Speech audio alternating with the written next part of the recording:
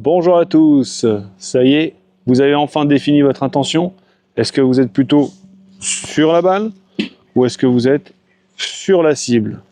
C'est la première étape pour pouvoir effectuer ce changement du mode frappeur au mode lanceur.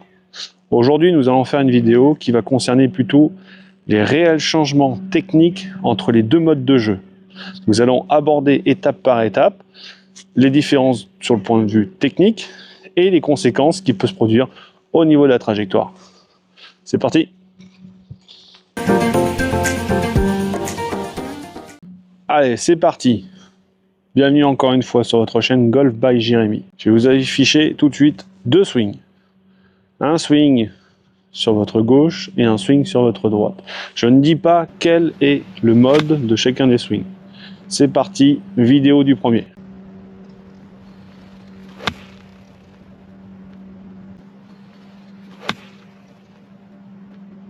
Parfait, on passe au deuxième.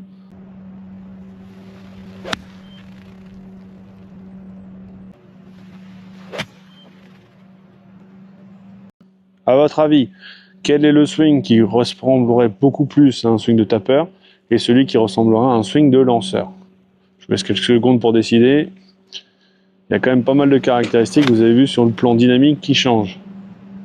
Et la bonne réponse, évidemment, c'est le premier est le mode tapeur et le deuxième est le mode lanceur. Bravo à tous pour ceux qui ont trouvé les différences. Maintenant, c'est parti, nous allons attaquer à différentes parties. On va séquencer le swing en 4 phases. Première phase, ça va être l'installation de départ, la position qui va être très importante. Ensuite, on va déterminer les éléments techniques, notamment dans le backswing, la prise d'élan. Troisième élément, dans le retour jusqu'au moment de l'impact. Et on terminera par une dernière partie qui va être très importante, c'est-à-dire la traversée qui s'arrêtera jusqu'au finish. Alors, on va commencer par la position de départ. Je vais commencer avec le mode tapeur. On va analyser ça tout de suite. Dans le mode tapeur, vous avez forcément une balle qui est votre projectile. On n'oublie pas que par rapport à la précédente vidéo, l'intention du tapeur est focalisée sur le projectile. Donc tout de suite, les premiers réflexes qui sont mis en place. Alors attention, je préfère tout de suite vous avertir, toutes les informations que je vais vous donner ne sont pas forcément toutes inscrites dans votre propre swing de tapeur. Vous êtes peut-être déjà en cours d'évolution et déjà en train d'effectuer le changement, notamment grâce à l'intention. Mais je vais énumérer tous les cas possibles afin que vous ne passiez pas à côté de certaines informations importantes. On commence en termes de position. Tout de suite, c'est au niveau de la tête. D'accord? Donc, je vais regarder la balle et je vais venir chercher la balle. Comme la balle est au sol, naturellement, je vais avoir une tendance à vouloir légèrement descendre la tête un maximum sur la balle. L'impression de se rapprocher de la balle, car plus je suis près de ma balle, plus j'aurai la sensation de pouvoir avoir un contact plus simple. Autre paramètre qui peut être en jeu, la flexion au niveau des jambes. Vous pouvez le voir là sur le côté. La flexion au niveau des jambes, je vais me fléchir pour me rapprocher un maximum de ma balle. Et très souvent, c'est lié à un autre paramètre, je vais avoir la sensation d'être un peu bloqué au niveau des bras, et donc cette sensation un petit peu de reculer et d'éloigner les bras loin du corps. Donc très fléchi, tête dans les épaules, et les bras très loin. Du fait que les bras soient loin, et j'ai envie malgré tout d'avoir un super contact, autre paramètre qui peut être important, vous risquez d'avoir beaucoup plus de tension dans la prise, ou entre les poignets et les épaules. Toute cette partie-là pourrait être beaucoup plus raidie. Et vous allez voir les conséquences par la suite, qu'est-ce que ça peut entraîner. Donc, un peu tendu au niveau du haut du corps, très penché, très voûté, beaucoup de flexion, et les bras très loin du corps. Et ça, c'est vraiment la dynamique du tapeur par excellence. Tout de suite, je bascule sur le mode lanceur. Le mode lanceur, l'attitude est complètement différente. Pourquoi? Parce que mon objectif, c'est d'aller vers la cible, vers l'objectif. Donc, installation, regardez, je vais repartir sur un mode tapeur. Et là, je regarde ma cible. Ah, mais là, je ne la vois pas. Donc, il va falloir que je me redresse pour regarder la cible qui est tout au bout. Attitude beaucoup plus haute, tête au-dessus des épaules. Et le corps qui va être légèrement tourné pour faciliter justement le regard vers la cible. Automatiquement, ça va m'obliger à me rapprocher un peu, avoir les bras un peu plus à l'aplomb de mes épaules. Et en même temps, quand les bras sont à l'aplomb des épaules, ça me permet d'avoir les bras aussi également beaucoup plus relâchés, beaucoup plus détendus. D'accord? Donc plus droit au niveau du corps, peut-être un peu plus de tension au niveau du bas du dos. Alors c'est pas forcément une mauvaise chose, simplement parce que vous vous redressez en règle générale. Les bras et les épaules beaucoup plus relâchés à l'aplomb des épaules. Et regardez mes jambes, naturellement se sont grandies et le haut du corps également. Et là j'ai vraiment une position de départ qui est une position de lanceur. Voilà, les deux caractéristiques au départ, c'est très important car la position de lanceur va conditionner pour sa grande partie, votre prise d'élan. Donc, si je suis fermé au départ, la prise d'élan risque de bloquer. On passe à la deuxième étape, justement, le backswing. Donc, on revient sur le mode tapeur. Position, très voûté, très fléchi, très loin et très crispé. Un des inconvénients que vous allez avoir, c'est d'avoir la tête qui va se situer dans les épaules. Conséquence, à partir de ce moment-là, vous allez créer automatiquement un verrouillage avec votre menton pour laisser passer l'épaule qui est en avant. Mais ce n'est pas le problème numéro 1. Le problème numéro 1, c'est que comme vous avez une intention d'aller chercher la balle vers le bas, bah naturellement vous allez aller au plus simple. Et au plus simple, c'est quoi? Si mon projectile est en bas, ma prise d'élan, je vais la prendre par où? À l'opposé, c'est-à-dire vers le haut. Donc naturellement, vous allez avoir une sensation de vouloir venir monter les bras. Alors ça peut être les mains ou les bras, mais la sensation d'aller vers le haut. Vous pouvez voir sur le côté cette sensation, vraiment cette dynamique d'aller vers le haut. Regardez le reste du corps, ça tourne pas beaucoup et ça transfère pas non plus. C'est très stabilisé, très fixe. Le problème que vous pouvez avoir avec l'épaule et le menton, ben, au bout d'un moment ça va venir coincer. Donc naturellement, qu'est-ce que vous allez faire? Vous risquez de vous redresser pour laisser de la place. Là, je perds de vue la balle. Et en même temps, au niveau des jambes, sur le côté, on voit beaucoup mieux. Je vais venir me redresser également au niveau des jambes. Donc, variation en termes de hauteur dans la prise d'élan. Ce qui fait que ça va être très compliqué de venir contacter la balle au bon niveau.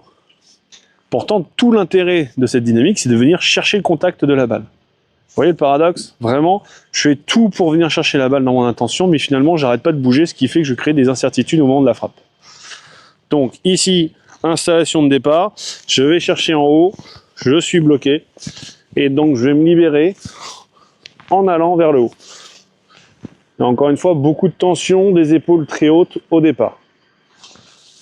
Maintenant, si je passe dans le mode lanceur, donc attitude complètement différente, je suis beaucoup plus droit, légèrement engagé vers ma cible, et de là, l'intérêt étant d'aller vers l'objectif, vers l'avant, ma prise d'élan, je vais la prendre vers l'arrière. Donc je m'installe, moi je veux aller devant, prise d'élan vers l'arrière, ici. Et regardez, comme la tête est au-dessus des épaules, il n'y a pas de blocage, l'épaule gauche peut passer assez facilement. Je peux venir à la fois pour ceux qui cherchent à tourner sur la jambe droite, mais également il y a également du transfert. Donc la dynamique de mouvement est d'aller vers l'arrière, les bras beaucoup plus allongés, et en même temps on peut rester beaucoup plus souple, à la différence du mode frappeur où je suis complètement encorvillé, fermé sur la balle, et de là je monte avec mes bras. Grosse différence. Vous allez me dire, oui mais Jérémy, dans ton backswing, le club il monte. Regarde, quand tu es en mode lanceur, je suis ici, quand tu finis ton backswing, le club est quand même super haut. Donc il y a une montée. Eh ben non, justement c'est une erreur. Et le terme monter est une habitude qu'il va falloir apprendre à changer. Moi-même je change au quotidien, parce que le principe de monter, c'est comme si vous montiez des escaliers ou dans un ascenseur pour qu'il monte, vous allez vous diriger vers le haut. Dans une prise d'élan, il n'y a pas de mouvement vers le haut. C'est une dynamique vers l'arrière. Le truc, c'est qu'au bout d'un moment, l'extension des bras n'est pas illimitée. Donc, votre corps va s'enrouler autour de votre colonne. Donc, prise d'élan vers l'arrière, et au bout d'un moment, à force de tourner, qu'est-ce qui va se passer? Le club va s'enrouler autour du corps, et on a cette sensation que ça va vers le haut. Mais ça ne va pas vers le haut, c'est un enroulement autour du corps. À la différence du mode tapeur, où là, c'est très significatif, très direct, ça fait vraiment un mouvement de haut et sûrement pour revenir vers le bas. Attention, c'est pas parce qu'on voit quelque chose que c'est forcément la compréhension de départ qui est validée. Arrière et en haut, ce sont deux aspects complètement différents et deux swings complètement différents. Partie suivante, donc on va attaquer le retour de la prise d'élan. C'est l'amorce pour aller vers la cible où on va venir chercher la zone d'impact. Et oui, parce que même dans un sport de lancer, notamment en golf, comme le projectile n'est pas directement fixé dans la main, il y a quand même une zone d'impact, une zone de rendez-vous. Souvent on dit que finalement c'est un accident, la tête de club passe et la balle est emportée à ce moment-là. Alors je vais tout vous expliquer, vous allez voir, c'est assez simple le concept. Donc on va revenir sur le mode tapeur. Donc le mode tapeur, qui est très important. Donc j'étais ici, dynamique, bras vers le haut. Et bien à partir de ce moment-là, il ne me reste plus beaucoup de solutions. On va aller au plus simple. Moi je vais aller chercher la balle. La balle est toujours en bas, elle n'a pas bougé. En plus je suis bien amorcé, puisque comme ma prise d'élan est vers le haut, ça va être très simple pour moi de venir descendre. Et regardez avec quoi je descends. Je descends avec la partie de mes bras. D'accord? Donc je vais venir chercher la balle directement. Comme j'ai eu un risque à un moment ou à un autre de grandir, bah, qu'est-ce que je risque de faire en même temps? Je vais descendre. C'est-à-dire qu'il y a mes bras qui vont descendre, mais tout le corps, lui, il va descendre sur la balle. Donc je risque de nouveau de fléchir les jambes pour essayer de retrouver le niveau de départ sur lequel j'ai commencé l'aventure. Et très souvent, bah c'est à ce moment-là où ça sent la panique. Pourquoi je dis la panique? Parce que si vous descendez trop, vous risquez de percuter le sol. Et en percutant le sol, vous risquez de vous faire mal. D'accord? Donc soit je descends trop, je risque de gratter. Soit je descends pas assez et mes bras partent trop vite parce que mes bras ils vont amorcer le retour. Et dans ce cas-là, je risque de taper au-dessus, donc je risque de toper. Et de temps en temps, heureusement, le point de rendez-vous est retrouvé et la balle va partir. D'accord? Donc vraiment dynamique. Je suis ici et je descends. J'essaye de retrouver la bonne hauteur pour venir chercher ma balle. Alors que dans mon lanceur, la dynamique n'est pas du tout pareille. On a fini de prendre notre élan. Donc beaucoup plus droit au niveau d'attitude, je reviens encore dessus. Prise d'élan vers l'arrière. Et de là, l'objectif, c'est d'aller vers l'avant. Et bien naturellement, qu'est-ce que je vais faire avec mon corps? Mon corps va commencer naturellement à aller chercher la cible. Donc il est un peu plus curieux, un peu plus engagé. Alors ça peut être soit je tourne, soit je commence à avancer. Mais dans les deux cas, l'intention est d'aller vers l'avant.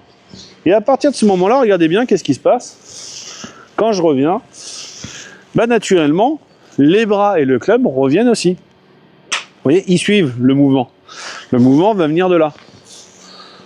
Il ne vient pas des bras.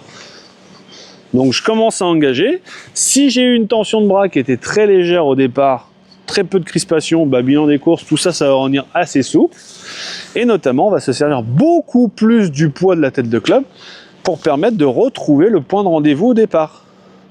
Vous voyez ce que je veux dire? Donc l'intention d'aller chercher la cible va permettre au corps de revenir dans la bonne installation. Qu'est-ce qui va permettre d'avoir un bon contact?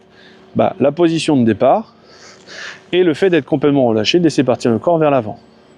Donc vous voyez, grosse différence entre le mode tapeur, où je vais venir descendre pour chercher la balle, et le mode lanceur, où je vais commencer naturellement à aller chercher. Et vous me dites, oui, mais naturellement, peut-être pour toi, Jérémy. Mais quand vous lancez une balle, automatiquement, vous avez votre corps qui commence à s'engager vers l'avant. Si vous lancez la balle vers le sol, regardez mon corps, le corps, lui, ne va pas bouger. Par contre, si je tourne, ça tourne déjà vers la cible.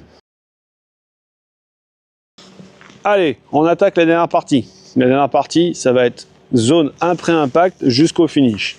Et cette zone est là peut-être une des plus importantes de votre swing. Pourquoi? Parce que si vous avez eu l'intention d'aller vers l'objectif, cette zone-là va conditionner tout le reste. Vous allez vite comprendre. Tout d'abord, je reviens sur le mode tapeur. Donc, je vous rappelle que je suis complètement fermé sur la balle. J'ai pris ma prise d'élan vers le haut. Je suis monté directement et ensuite je viens dans le sol percuter la balle. Tout le monde est d'accord? Et à partir de ce moment-là, le choc qui peut être assez brutal est en train de se produire et conséquence, bah, l'objectif est terminé. Ça y est, ma balle est partie. Et à partir du moment où la balle est partie, il n'y a plus de raison de finir le mouvement. Ça revient à se fatiguer pour pas grand-chose. Donc la plupart du temps, les finishes des tapeurs se terminent très vite, juste après l'impact. D'accord? Donc choc plus ou moins important avec le sol ou avec la balle, et ensuite je range. Et vous allez voir que la plupart du temps, quand vous rangez entre guillemets vos bras, vous les rangez très rapidement à gauche, derrière vous. C'est le bras droit qui va reprendre le dessus, et le bras droit va avoir une tendance à se rétracter. Et donc il se rétracte à l'intérieur. Quand on parle de plan de swing, intérieur, extérieur, il a tendance à venir à la fin, derrière vous, vers l'intérieur. Ça a tendance à créer des trajectoires de balles qui sortent vite à gauche. Et derrière, il va y avoir des compensations avec les mains qui sont, je vous rappelle, extrêmement crispées, qui risquent de bloquer la face et d'ouvrir tout ça. Donc on reviendra dans les détails paramètres des effets et toutes les trajectoires, mais vous allez voir, ça emmène beaucoup de complications. C'est un peu complexe.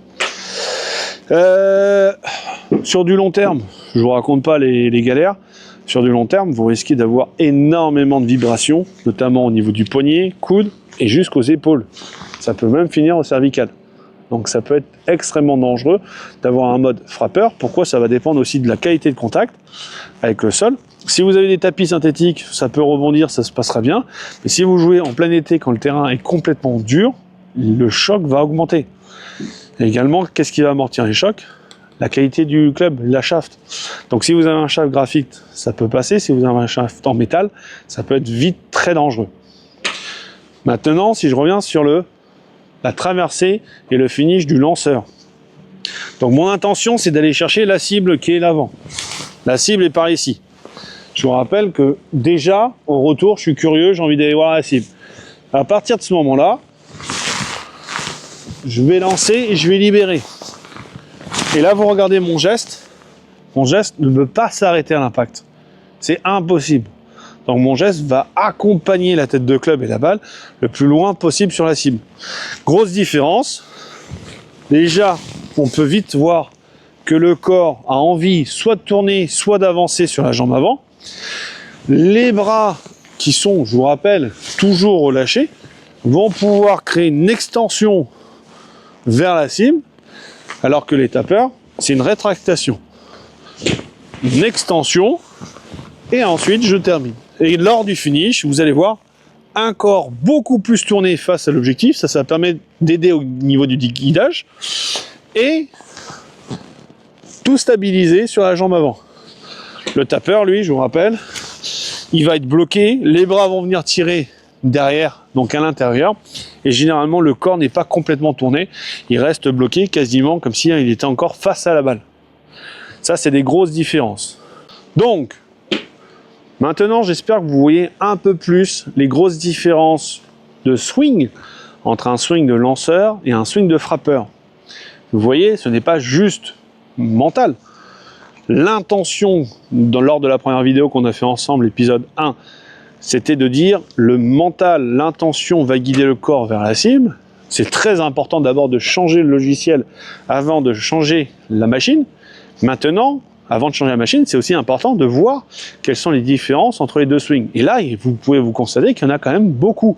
Et beaucoup de changements sont logiques en fonction de la cible, c'est-à-dire soit le projectile ou soit le drapeau. En l'occurrence, le drapeau, ça peut être n'importe quelle cible qui est vers l'avant.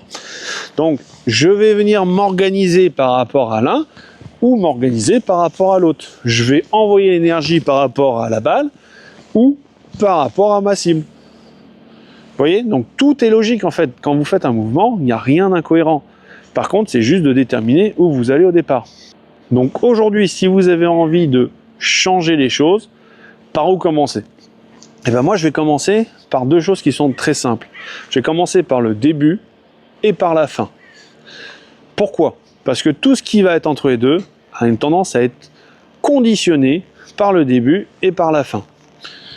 Par le début, c'est déjà le changement d'installation. Si vous avez déjà commencé à changer votre intention, d'être moins focus sur la balle et d'être un peu plus focus sur la cible, déjà il y aurait normalement des différences de position. Je me redresse, je suis un peu plus tourné, je suis un peu plus droit et un peu plus détendu au niveau des bras. D'accord? Tant que je suis voûté, fermé sur la balle, Ça veut dire que mon intention est un peu trop en bas. Intention va avoir une répercussion sur votre installation de départ. La position de départ, elle, va avoir une répercussion directe sur votre prise d'élan. C'est ce qui va permettre de bloquer la prise d'élan ou au contraire de la libérer. Donc c'est directement lié. Si l'installation n'est pas cohérente par rapport à ce que vous voulez faire, votre prise d'élan va forcément être bloquée.